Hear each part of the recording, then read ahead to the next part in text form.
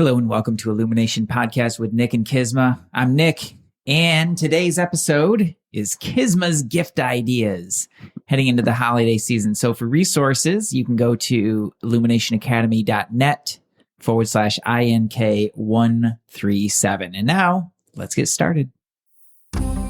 Hello and welcome to Illumination Podcast with Nick and Kisma, bringing you ancient wisdom for modern day success so that you can have the mindset to get your life and business set. As always, thank you for tuning in. And if you're new to the podcast, take a quick second to hit the subscribe button in iTunes, SoundCloud, or Stitcher. If you want to get the inside info for this and every episode, as well as some free gifts, go to illuminationacademy.net/podcasts. And now let's dive in to get your mindset for your life and business set.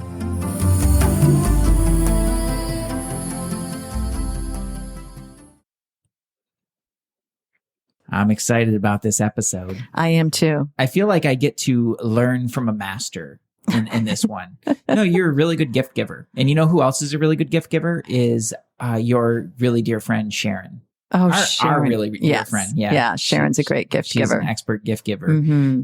So I'm super excited about this because I'll tell you what, and you know, from our relationship together is gift giving sometimes kind of stresses me out. It does stress you out. Yeah. Yeah. And just totally transparency, you will never ask again if you're supposed to get me a card on whatever holiday. I just get the card. You just get the card. Yeah, we're clear on that. We're good on that. Last time, I don't know what holiday it was, but Nick was like, am I getting you a card? And I just said, you didn't ask that question.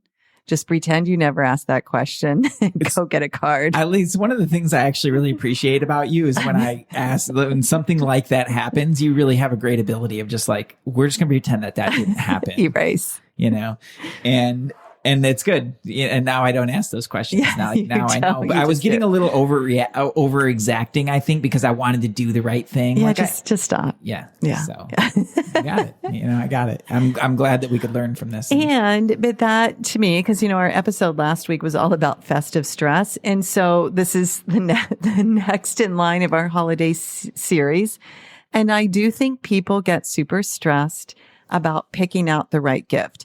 Now, there are some of you out there, you are amazing gift buyers and givers. You love it. You do it. Stick with what you do. If what you do works, do it. And then maybe some of these gift ideas, because I guarantee they're not what you're thinking, you can sprinkle them for fun. Mm-hmm. Just and let them be add-ons for your gifts, because this is a different approach to gift giving. Yeah, I'm really interested to see what your take on this. Yeah, well, what I think happens is that the idea of giving a gift back when, I think it all started from a really heart-centered, joyful, when we think of holidays, it's joy. Yeah.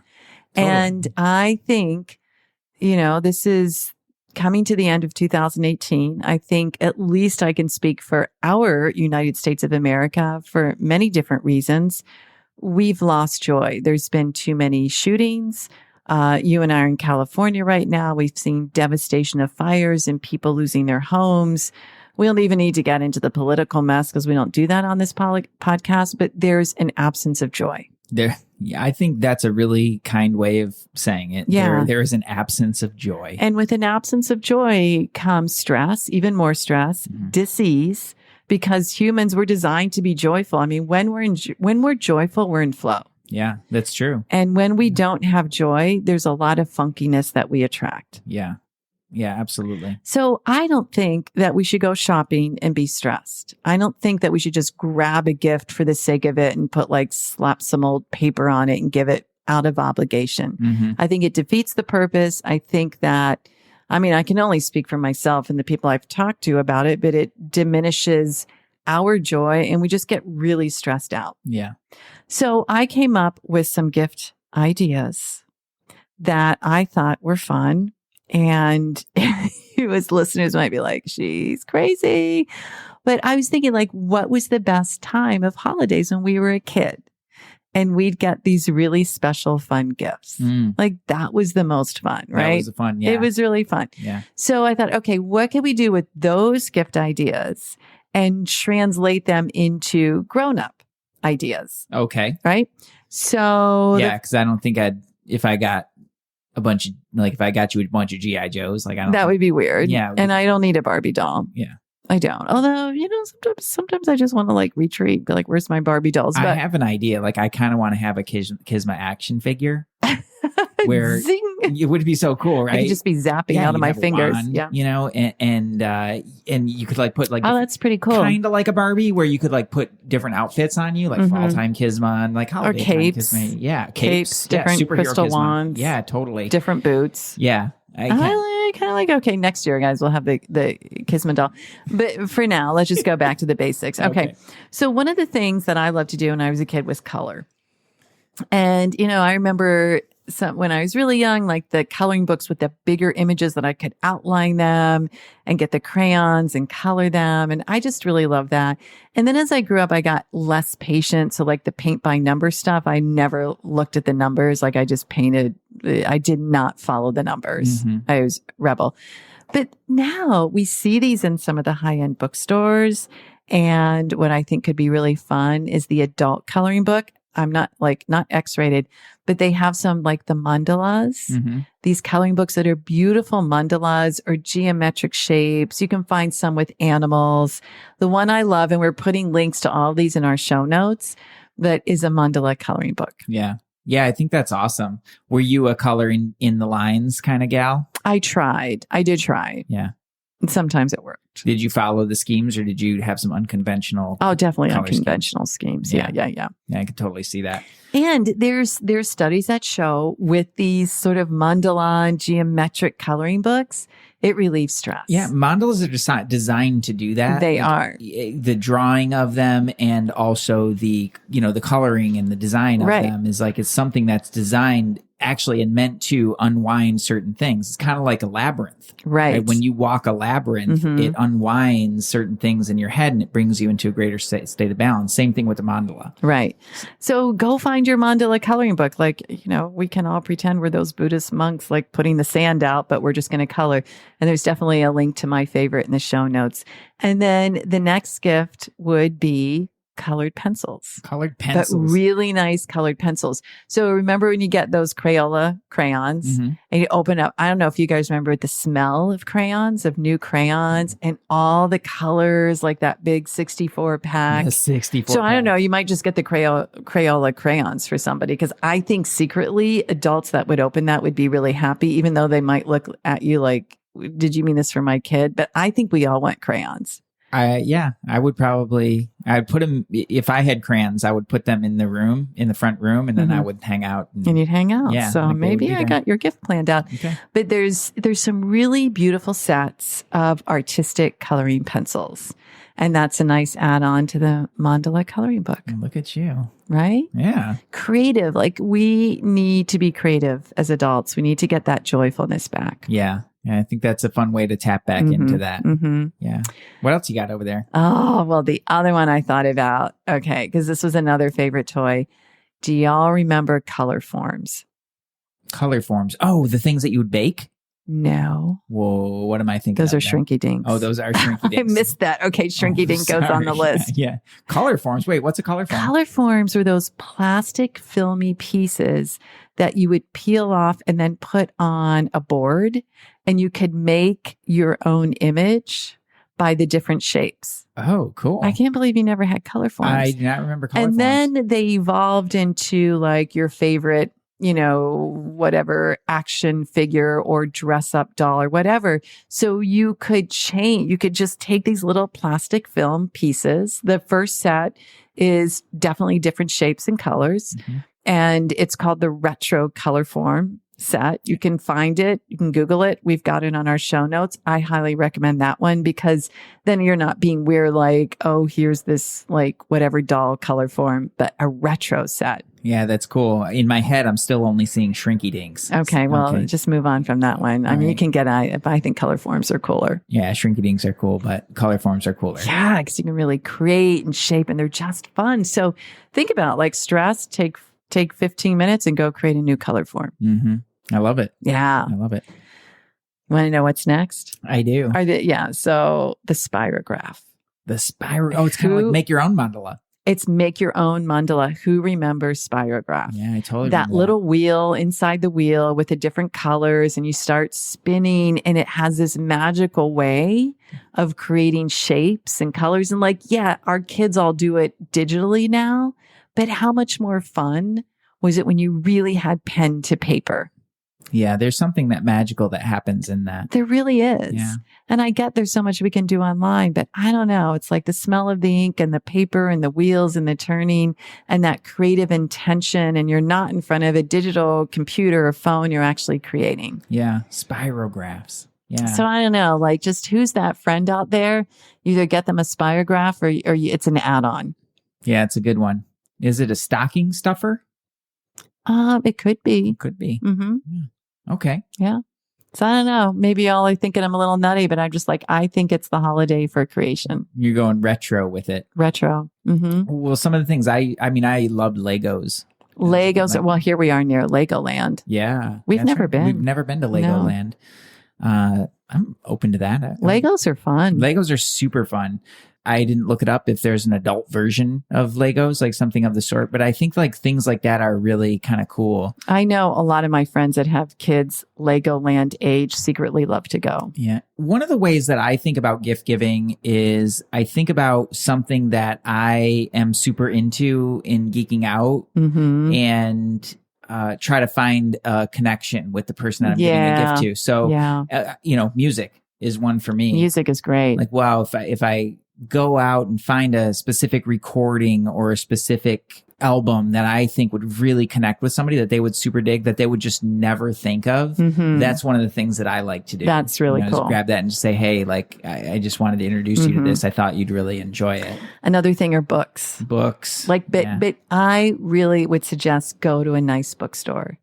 Find a book that you're like, I think they would love this. Get it wrapped at the bookstore. Get a card. Like, I know I order a ton of stuff off of Amazon, but there's something about going into the bookstore, picking out something that you normally just wouldn't find, do it that way because it's just more fun. Yeah. It's more fun for you. Yeah. Like, don't stress yourself out about it. Like, oh, I got to do this thing. But it's more like give yourself the gift of having some fun in picking it out. And really, and like you said in the last episode too, is doing it intentionally. Right. But books. Yeah. And I tend to, again, kind of bring the same approach to it of, maybe it was a book that was really valuable for me that I thought somebody would like. But one of the things I don't do is if somebody's like kind of stressing out in their life or they got things like, here's a book on how to de-stress. Yeah. No. That's not. No. Here's a dating book because you just split up, with your partner. No. Nothing like that. It's really like, like maybe a story that I think they would really enjoy or especially if somebody's super into books is to get them an earlier edition or a nice hardcover copy, like something that makes it special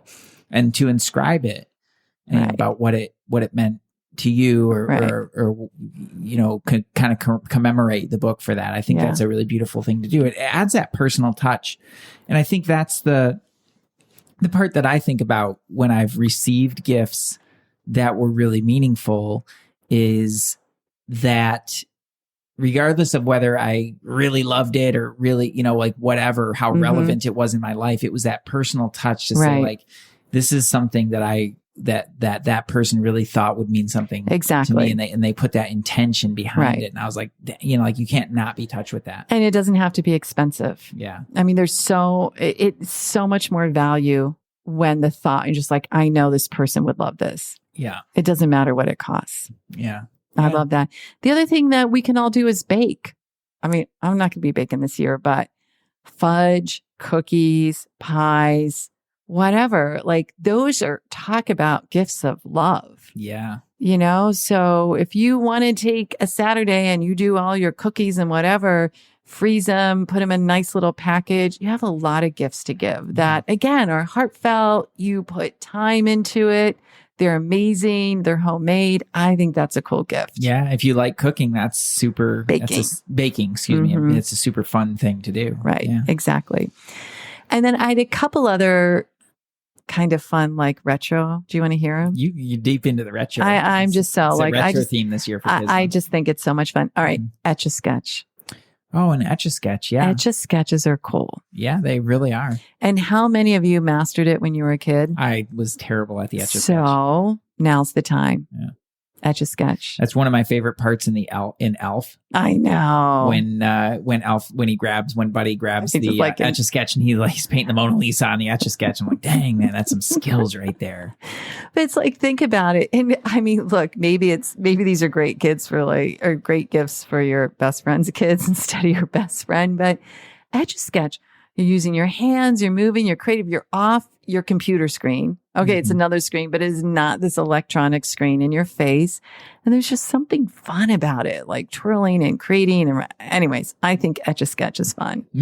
Yeah, I think Etch-a-Sketches are awesome. Yeah, have a fun time with it. And finally, Light Bright. And I bet you could even get one and create an amazing image and then give it. That would be even cooler. Yeah. So you can actually, all right, guys. So I want to know out there who's going to do buy 5 Light Brights and create like an Om or a mandala or a sacred geometric code or a city, a city, a New York skyline, a beach, and then you give the done Light Bright.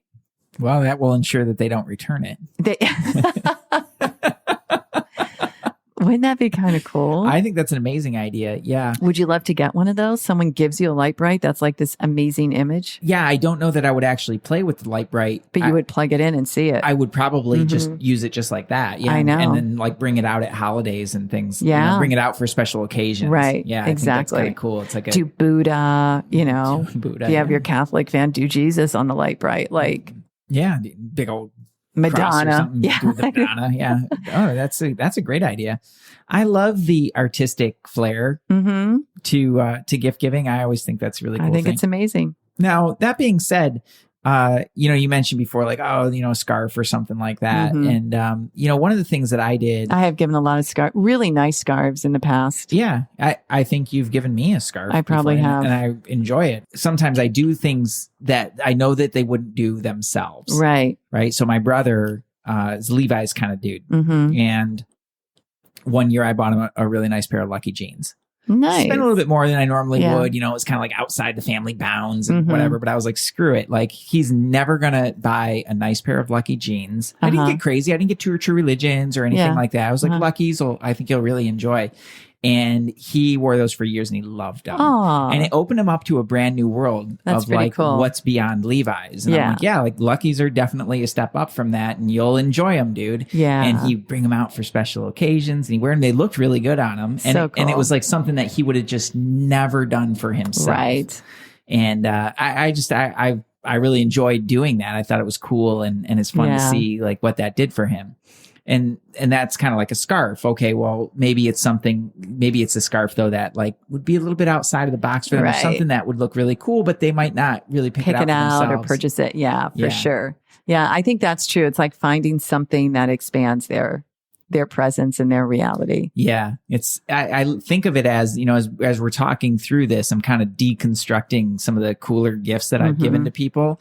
And it really is about kind of making a link in between the two of you for one, and also opening up a new area for them that is kind of a gift that keeps on giving. Right. Like my folks, I think they're listeners of the podcast now. I set my mom up on her smartphone. Awesome. But I had gotten, I think it was for her birthday. I got from Raj, the coffee of the month. The coffee. So my folks are kind of 8 o'clock bean sort of folks, from the Kroger and everything. And Raj's coffee is amazing. And so now they get a really nice bag of Raj's coffee every month. And that is Java Press. Java Press, yeah. PRESSE. We'll have a link in our show notes for that as well. Great coffee, great entry level deal that they have going on there. Yeah.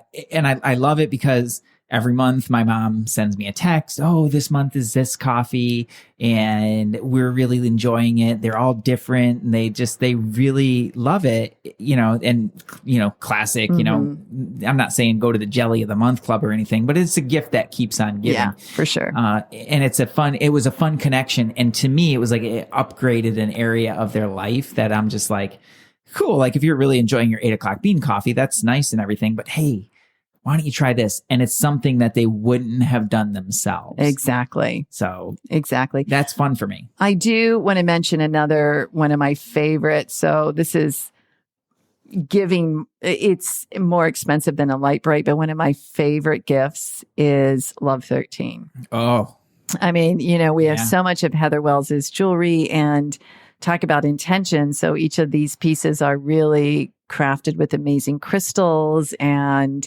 you just got to check out love-13.com. And so for that really special person, or when you want to go out, like when someone, it's just like, you just know they need a crystal bracelet that's going to open their heart or help them more with abundance, find it there. That's help them great. Get grounded, open their crown, whatever. And love13.com has so much. So that's a great gift. Yeah, we are huge fans. Huge fans. Yeah. Yeah. Yeah. Yeah, I love that. To me, I think there's another important part to talk about, the whole giving and receiving thing. Mm-hmm. And that is the receiving part of it. I think sometimes, especially when there's a routine around the giving where it's like, okay, maybe it wasn't exactly what you wanted, or you're expecting something kind of different. When I think about the receiving, it's not the gift at all. It's like, it's really the intention behind it, and really just being so grateful that person thought of you and that they were able to. So it's like, it's a really receiving freely, without expectation of anything. Right. So even if it's, your aunt who gives you this really interesting sweater or a Christmas sweater, whatever that might be, that you will absolutely never wear again. It's a beautiful thing that you receive it, and do something lovely with it. Right. Yeah, that's so true. It's just law of receiving. Yeah. The law of receiving. You let yourself receive really freely, and to receive with grace. Yeah. That's great. I think is a lovely, lovely thing to do. And it's that attitude. It's like, whether it's small or big or whatever it is, it's just like, that's so awesome. Yeah. And finally, I would say to our listeners to take out any festive stress of gift giving. Just give from the heart. Avoid thinking, worrying what they're going to think. Is it okay? Like if you're there with the intention, I really want to lift up this person and do something special, that's enough. Yeah, I think that's a really beautiful way to look at it. So yeah, no stress, just give. Start with the light bright. I start to make a game out of it. You do? Yeah. It's like, I think about, all right, what's this person, and kind of think about them. And we've really pared it down in my family this year. So I kind of, I make it sort of a fun game. That's cool. Like, what will be that thing, and I just kind of wait for the right thing to show up. And I know when I see it. Yeah. It's like, yeah. I love it. So everyone, happy gift giving, happy shopping. Please let us know if you choose the color forms or the mandala, or if you have other ideas that you'd like. All right. Nick insists on the shrinky dinks. Frankly, I just thought they were freaks. Like, that just scared me as a child.